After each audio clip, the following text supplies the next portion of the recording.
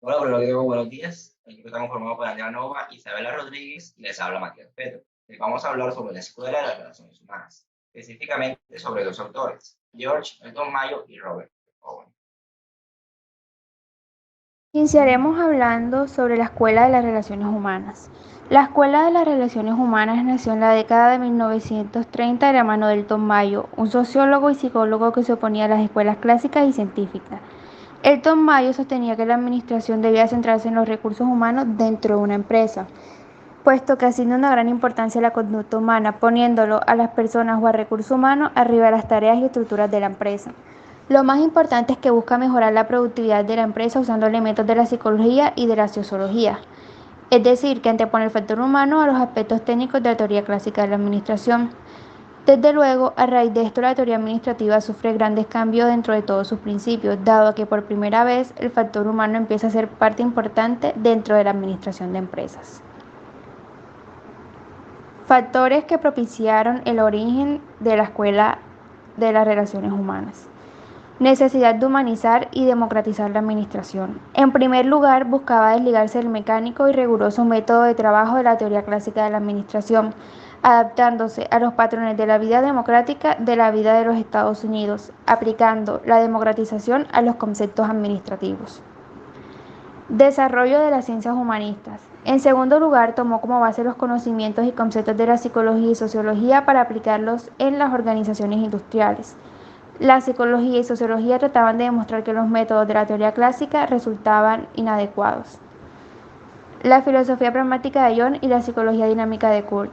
En tercer lugar, los aportes de la filosofía pragmática y la psicología dinámica resultaron esenciales para el fortalecimiento del humanismo en la administración. Aquí jugó un papel muy importante Elton Mayo, John y Kurt, quienes contribuyeron a su formación.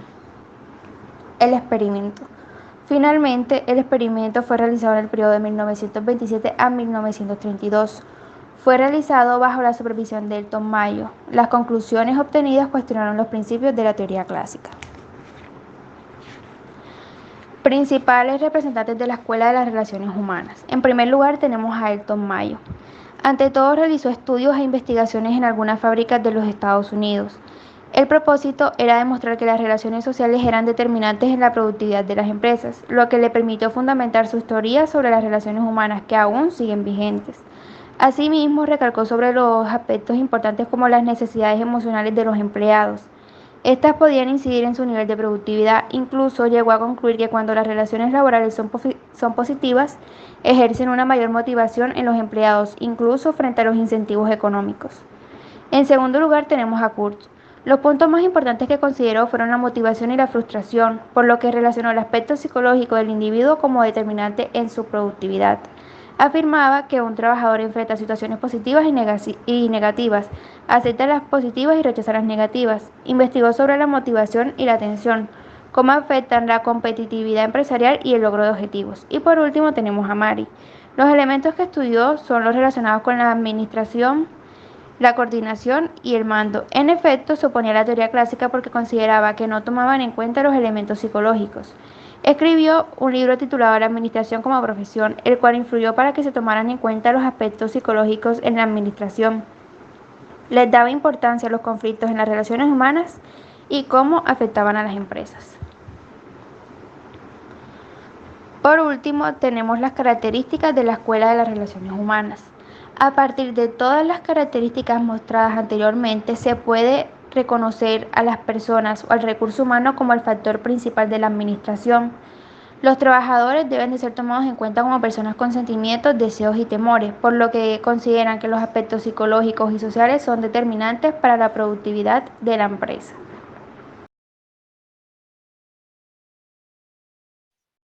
George Elton Mayo, 1880 a 1949.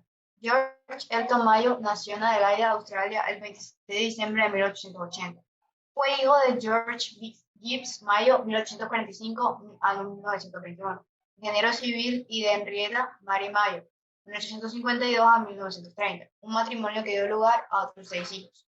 Fue un psicólogo, profesor e investigador australiano cuyo legado es reconocido por sus aportes en el campo de la sociología industrial en Estados Unidos en la primera mitad del siglo XX. Uno de los principales aportes de Mayo consistió en el énfasis en las necesidades emocionales de los empleados para aumentar la productividad.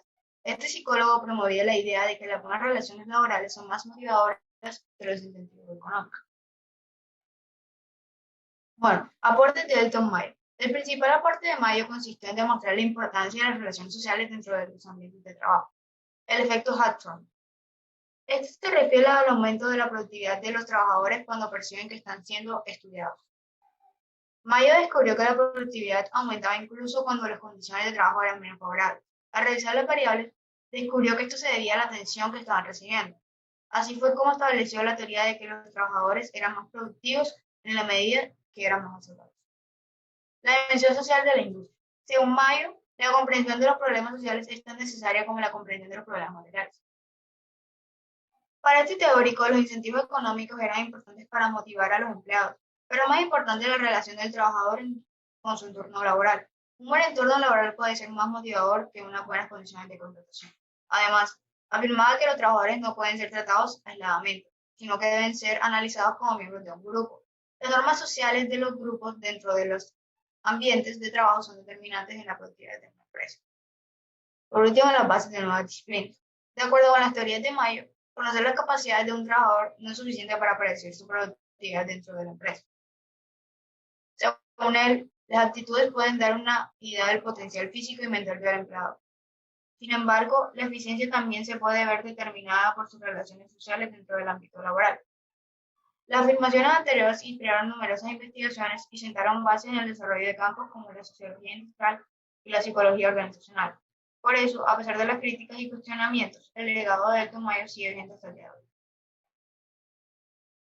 Ahora los libros publicados. Algunos de los escritos de Mayo se han publicado una vez fallecido. Algunas de las publicaciones más exitosas han sido Psychology of Pierre Janet, London, Greenwood Press, 1978. The Human Problems of an Industrial Civilization, 2003. Critical Evaluations in Business and Management, 2004. Y por último, The Social Problems of an Industrial Civilization, 2007. Robert Owen, 1771 a 1850. Nació en Newton, Gales, el 14 de mayo de 1771 y murió en la misma ciudad en 1858. Fue el sexto de siete hermanos. Su padre era un ferretero quien también se desempeñó como jefe de correo local, y su madre provenía de una de las familias de agricultores prósperos de England. Fue un teórico y activista por los derechos laborales y sociales. Es considerado padre del laborismo inglés y del cooperativismo. Defendió la cooperación y la fraternidad para reducir las desigualdades sociales frente a la revolución de la lucha de clases. Por ello, los marxistas lo definieron como un socialista utópico. Aporte de la administración. Primero, el modelo de fábrica de Robert Owen. En Gales llevó a práctica sus ideas en la gestión de las hilanderías de New Lamar. El proyecto comenzó a funcionar el 1 de enero de 1800. Desde el principio, se convirtió en un modelo gracias a la introducción de una nueva maquinaria, buenos salarios, viviendas saludables y a la construcción de un vivero en la fábrica. Además, una parte de las ganancias industriales se destinaban a la mejora de las condiciones de vida de los trabajadores. Evitar el desempleo y aumentar los ingresos de los obreros. El éxito económico de su compañía constataba con la crisis económica que azotaba a Inglaterra, las altas tasas de desempleo y un aumento en la conflictividad social hicieron que Owen se plantease generalizar su proyecto. La propuesta de planificación urbana. Su proyecto se basaba en una comunidad restringida que trabajaba colectivamente en el campo y en el taller. Además, sería autosuficiente con todos los servicios necesarios en su interior. Owen exhibió este plan por primera vez en 1817 en un informe al Comité para el Alivio de los Pobres. Un socialismo utópico y no marxista. Robert Owen es uno de los principales exponentes del llamado socialismo utópico. Este término fue acuñado por Marx y Engels para contraponerlo a sus teorías que denominaron socialismo científico. Los padres del marxismo encasillaron a todos aquellos socialistas no marxistas en este grupo. Les acusaban de no basar sus propuestas en un análisis científico, desarrollo histórico y sistema capitalista. ¿Por qué es importante el legado de Robert Owen? Su legado es fundamental para entender el socialismo inglés y el Partido Laborista. Este grupo siempre se ha reclamado heredero del pensamiento de Owen y de otros socialistas no marxistas. Al contrario, la mayor parte de los partidos socialistas europeos sí adoptaron esta premisa básica del marxismo. Sin embargo, Casi todos se negarían a ello, como la SPD alemán o el PSOE España. Gracias.